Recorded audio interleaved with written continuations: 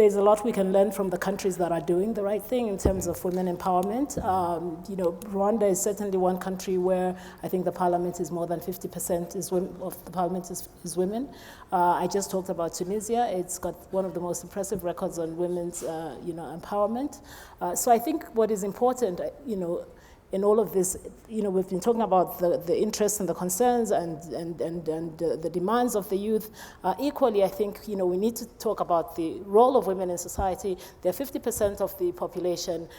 They are more than 50% of the people that grow the food that we eat on this continent, and yet you find that they own only less than 2% of the land. They have no access to credit. They have the minimum access to extension services, and farming is where 70% of Africans, derive their livelihood. So there's a lot of imbalances, I think, that we need to be able to address as part of addressing sort of the inequalities in Africa. So it's not just about the rich and the poor, it's between men and women, it's between older and younger people, and so on. So I think that what needs to be done is to get the best practices from the countries that are doing the most and that have the most to teach us, and try and replicate and scale that across the continent. That's the lesson.